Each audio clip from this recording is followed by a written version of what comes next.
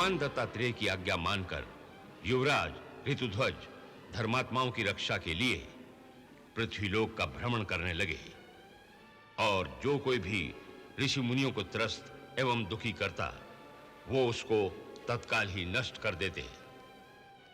भ्रमण करते करते एक दिन ऋतुध्वज यमुना तट पर जा पहुंचे, जहां पाताल केतु का भाई ताल केतु ऋषि के वेश में उनकी प्रतीक्षा कर रहा था। उसकी नजर सबसे पहले ऋतुध्वज के हार पर पड़ी।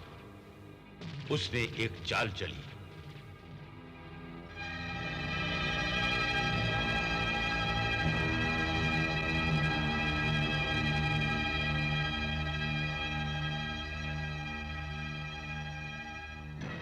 प्रणाम ऋषिवर। युवराज, तुमसे पहले तुम्हारी कीर्ति यहां पहुंच गई है। तुम तो हर याचक की याचना पूरी कर देते हो। आप आज्ञा कीजिए ऋषिवर। धर्मार्थ यज्ञ के पश्चात उचित दक्षिणा देने के लिए कुछ धन मिल सकता है। धन?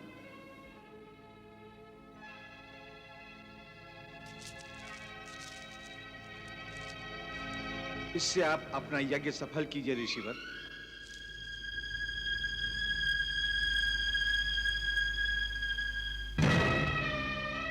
युवराज, तुमने अपना नाम सार्थक कर दिया।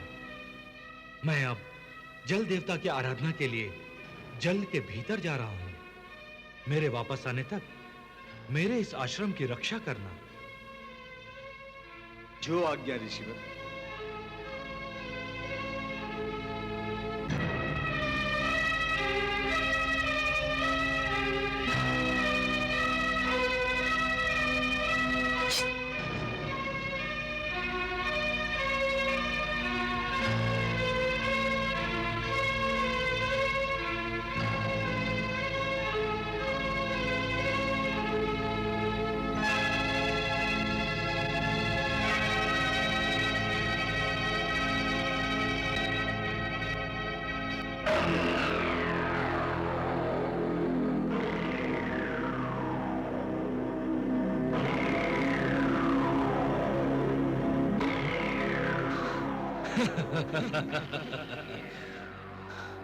अब देखना मेरा प्रतिशोध।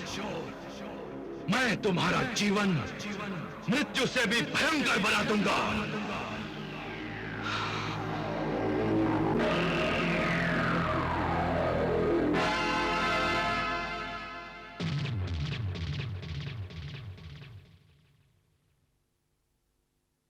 ये हार तो उनका है।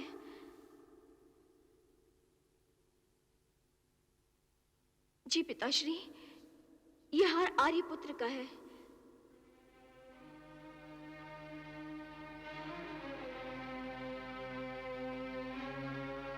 पिताश्री, मेरी सांसों की गति तीव्र हो रही है। पिताश्री, धीरज रखो पुत्री, धीरज रखो। यह हार आपको कहां मिला महर्षि? महाराज, ये हार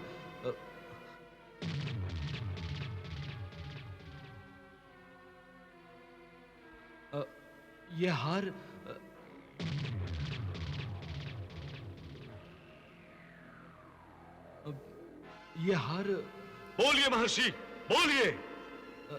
कैसे वर्णन करूं महाराज? गला रुक रहा है, होंठ कपकपा रहे हैं, जिह्वा कुछ बोल नहीं पा रही है महाराज। बोलिए ऋषिवर, बोलिए। ऋषिवर, मेरे स्वामी सकुशल तो है ना? बोलिए ऋषिवर, वो कहां है? बोलिए, कहां है वो? वो नहीं रहे। कुमार ऋतुध्वज मायावी दैत्यों द्वारा मारे गए। नहीं! नहीं! ये संभव नहीं, ये संभव नहीं।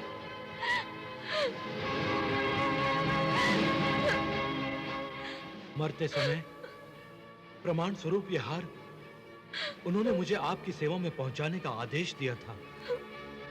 अंत समय में उनकी जीवा पर मदालसा का नाम था।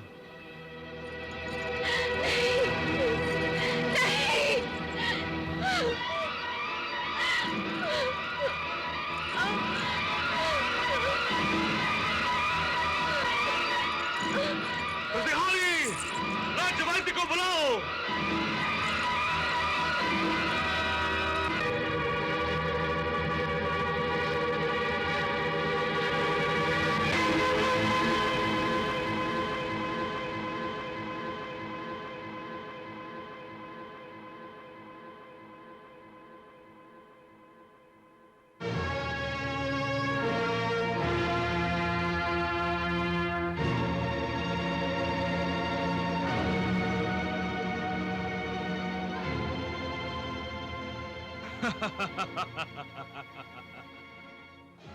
मैंने अपना प्रतिशोध ले लिया ऋतुध्वज। तुम्हारी मदालसा को मैंने तुमसे छीन लिया, उसके प्राण पखेरु उड़ गए। अब तुम उसके विरह में बार बार मरोगे, प्रातः मरोगे, साय मरोगे, उसे याद कर करके।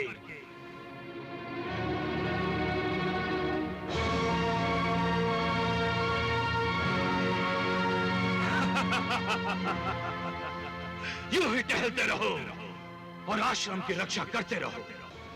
जब तक तुम अपनी नगरी पहुंचोगे, मदालसा का अंतिम संस्कार हो चुका होगा।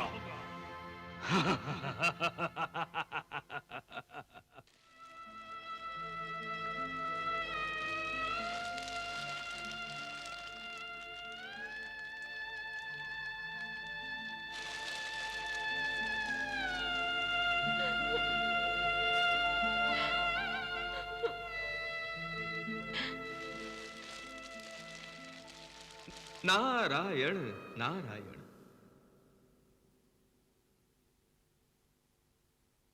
कल्याणमस्तु। हे प्रभु, हे दत्तगुरु, यह अचानक क्या हो गया? ऋतुध्वज और मदालसा के बीच जो सुखी जीवन का अध्याय शुरू हुआ था, वो अकस्मात समाप्त हो गया। मदालसा मर गई प्रभु, मदालसा मर गई।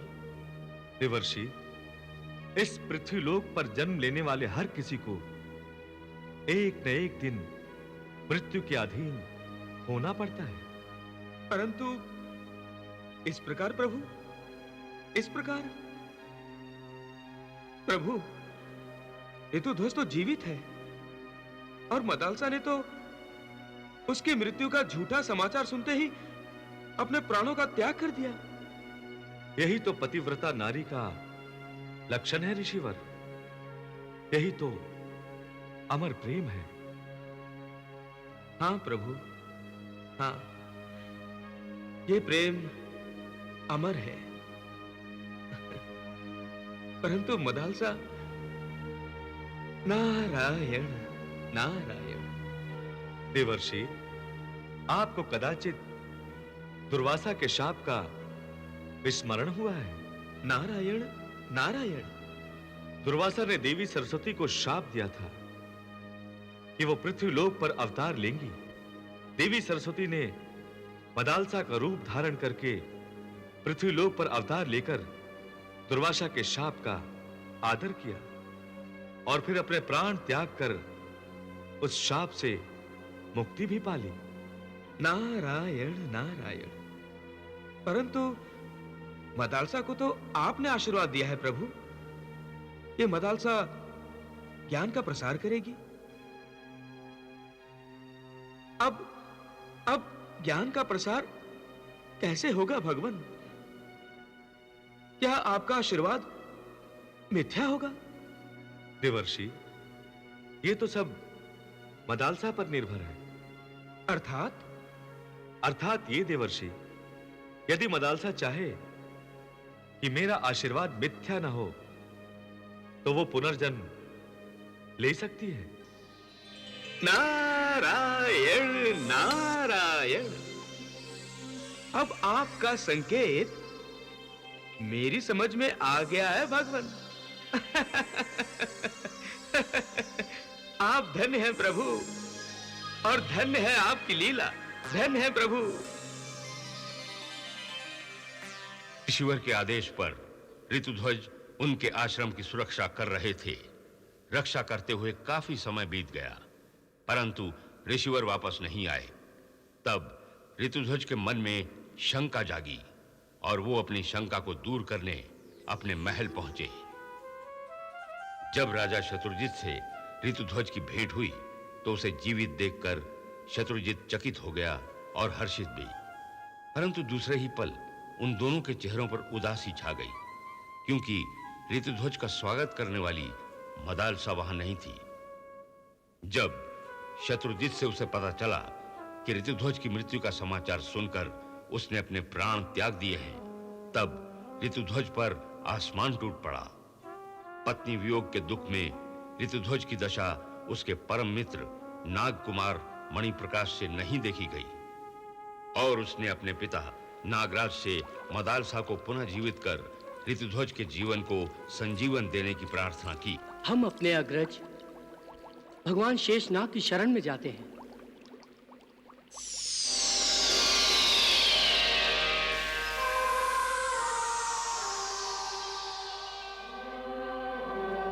प्रणाम भगवान शेष। कल्याणमस्तु।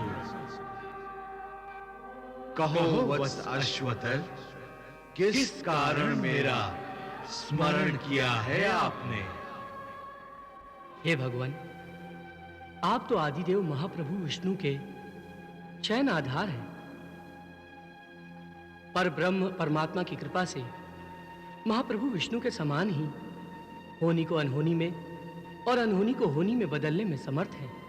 वत्स अश्वत्थर, तुम किस होनी को अनहोनी में और अनहोनी को होनी में बदलना चाहते हो? आप अंतर्यामी हैं प्रभु, आप सर्वज्ञ हैं, आप सब कुछ जानते हैं। हे प्रभु, यदि हस्तक्षेप नहीं किया गया तो राजकुमार ऋतुध्वज जैसे धर्मात्मा का जीवन मृत्यु से भी भयंकर हो जाएगा। इसलिए हे भगवान शेष, मदालसा पुनः उसी शरीर, रूप तथा गुण से राजकुमार ऋतुध्वज को प्राप्त हो जाए, ऐसी कृपा कीजिए भगवान। वत्स अश्वत्थर, तुम ज्ञानी हो और जानते भी हो कि शरीर नष्ट होने के बाद पुनः वही शरीर कदापि प्राप्त नहीं होता। निराश ना हो नागराज। इसका अर्थ मदालसा ऋतुध्वज को प्राप्त हो सकती है भगवान। हाँ नागराज, यदि तुमने देवी सरस्वती द्वारा गीत संगीत का ज्ञान प्राप्त कर लिया और उस ज्ञान से काल पुरुष को प्रसन्न कर लिया तो तुम्हारी कामना की पूर्ति होगी। भोलेनाथ शिव शंकर काल पुरुष हैं और वही महाकाल हैं। उनको प्रसन्न कर लो वत्स, वही अनहोनी को होनी में बदल देंगे। जैसी आपकी आज्ञा प्रभु। हमारा आशीर्वाद तुम्हारे साथ है नागराज। नागराज अश्वत्थर ने सरस्वती की प्रार्थना करके उनसे गीत संगीत का वरदान पाया, जो ब्रह्मांड में अलौकिक था, और भगवान शिव को नृत्य द्वारा माता सरस्वती से प्राप्त वाद्य ज्ञान से प्रसन्न किया।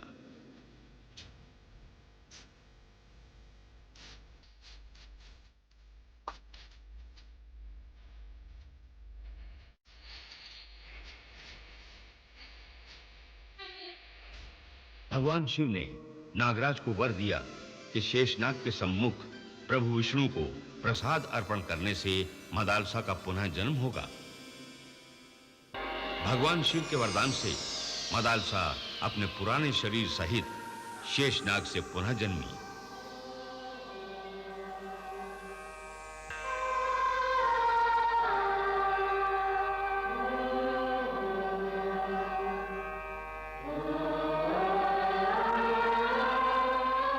नागराज जब मदालसा को ऋतुध्वज के पास ले गए तो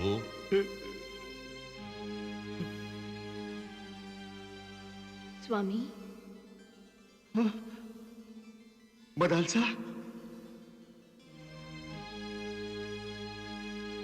तुम जीवित हो मदालसा? तुम जीवित हो? तुम जीवित हो?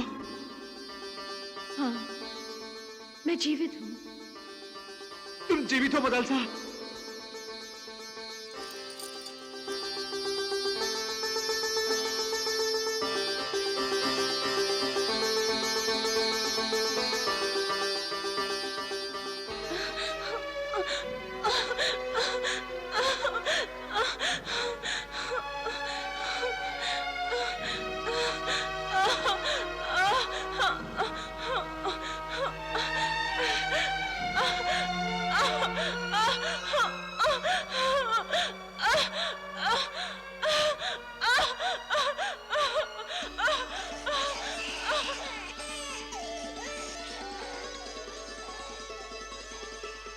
मदालसा ने एक सुंदर पुत्र को जन्म दिया जिसका नाम अलर्क रखा गया।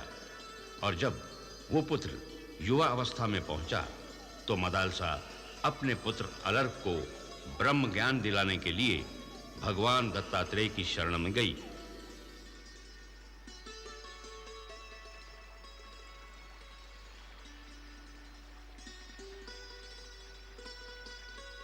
यही है तुम्हारा पुत्र? हाँ प्रभु, यही मेरा पुत्र अलर्क है। ज्ञान उपदेश हेतु इसे आपके चरणों में लाई हूं। प्रणाम प्रभु। पुत्र अलर्क, तुम यहां आए किसकी आज्ञा से? आपकी आज्ञा से। तुम्हारा ये जीवन किसकी आज्ञा से चल रहा है? तुम्हारी अपनी आज्ञा से? नहीं प्रभु। तुम्हारी आंखों से देखता कौन है? कानों से सुनता कौन है? बोलता कौन है?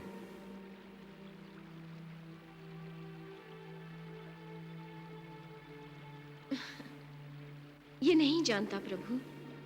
जान भी नहीं सकता, क्योंकि जानने से पहले अनुभव करना पड़ता है।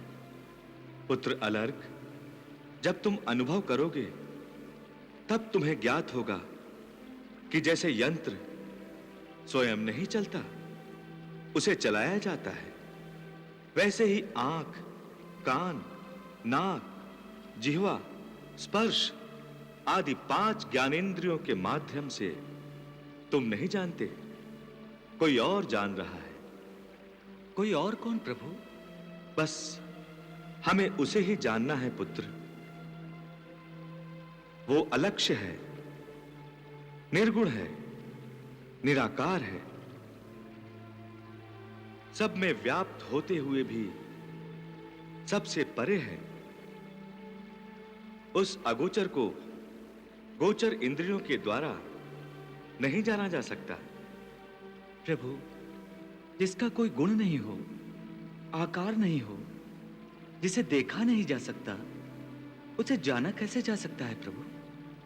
ध्यान से। ध्यान से कैसे प्रभु? अलर्क, मनुष्य की 4 अवस्थाएं होती हैं, जागृत, स्वप्न, सुषुप्ति और तुरिया अर्थात चौथी।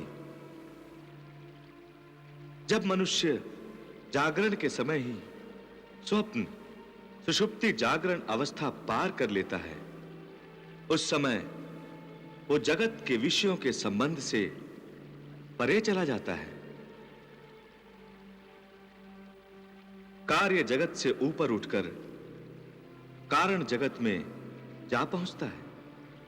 वहां उसका संबंध देह से टूट जाता है और आत्मा से जुड़ जाता है। ये आत्मा ही परमात्मा का अंश है। पुत्र अलर्क, जैसे हम अंगों के माध्यम से देह को प्राप्त करते हैं, वैसे ही आत्मा रूपी परमात्मा के अंश को पाकर हम परमात्मा को ही पा लेते हैं। प्रभु, परमात्मा को पाने के लिए ध्यान लगाना आवश्यक है क्या? हम ध्यान इसीलिए लगाते हैं कि इसी के बल से हम चौथी अवस्था तुर्या पाकर परमात्म पद प्राप्त करते हैं। अलर्क, ये भगवान का दिया शरीर ही तेरा गुरु है। यही तुझे विवेक और वैराग्य की शिक्षा देगा। यह शरीर ज्ञान प्राप्ति का साधन है, किंतु ज्ञान प्राप्ति के उपरांत इस शरीर से बंधे नहीं रहना चाहिए। जीवन का उद्देश्य मोक्ष पाना है।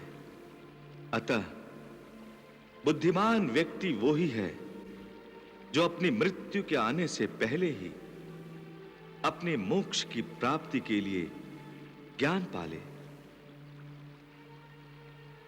तप और साधना करने से मोक्ष पद नहीं पाया जा सकता। मोक्ष इसी शरीर से मिलता है। यह प्रभु का उपकार है तुझ पर, जो उसने तुझे यह शरीर दिया है। पुत्र, सृष्टि में सभी काल चक्र में घूम रहे हैं, कोई भी स्वतंत्र नहीं है। इसीलिए पितामह ब्रह्मा से साधारण प्राणी तक सबको स्वतंत्र होने के लिए प्रयत्न करना चाहिए। प्रयत्न कैसे? शरीर, रूप, नाम की उपाधि के घेरे से निकलकर चैतन्य रूप सच्चिद आनंद की अनुभूति में निरंतर डूबे रहने से ज्ञान की प्राप्ति होती है, और ज्ञान से ही मोक्ष के द्वार खुलते हैं। ज्ञान रूप दत्तात्रेय, आप धन्य हैं, आप धन्य हैं प्रभु।